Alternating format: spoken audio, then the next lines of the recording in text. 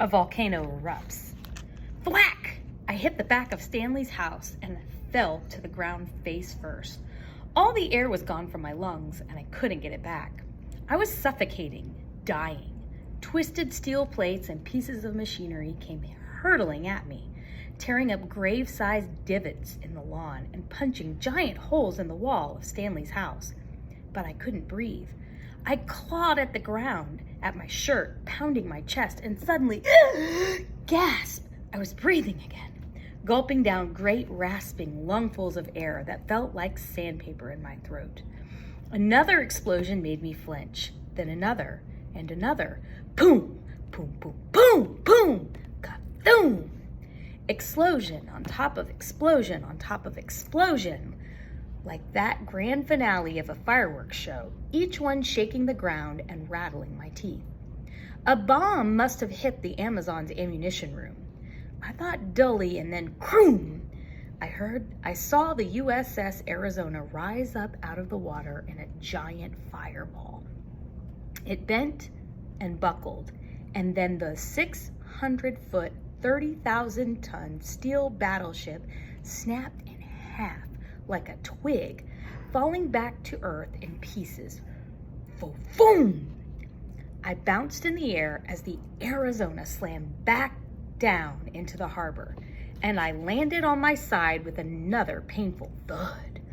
Water swept up shore like a tsunami, flooding half of Stanley's backyard, and still the Arizona burned and exploded. Boom! Boom! Boom! Boom! What had been a battleship was now an erupting volcano of fire and smoke. Rivets popped and shot in every direction, and the air became a hailstone of oil and steel and flames.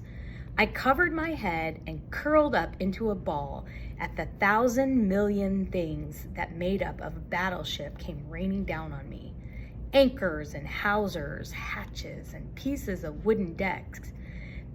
Bits of the hull, claws for tying off lines, broken antennas, busted steering consoles, crumpled machine guns, and body parts. I turned away and gagged. With tears in my eyes, I remembered sitting in my bedroom window last night and listening to the movie playing on the fantail of the Arizona. There had been more than 1,000 sailors on the USS Arizona, and most of them had to have been on the ship where she exploded. How many of them had survived?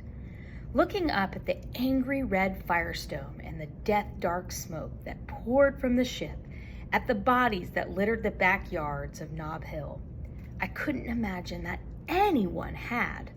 The shrapnel and debris stopped falling, and I knew I had to stand. I was tired and sore, and my throat and lungs still burned, but I had to get out of here, away from the horror, to Mom and Jenny in the dungeon. Stanley and his mother were huddled nearby, and I staggered to them. They were as scratched and bleeding and shaken as I was, but none of us was badly hurt, not on the outside, at least.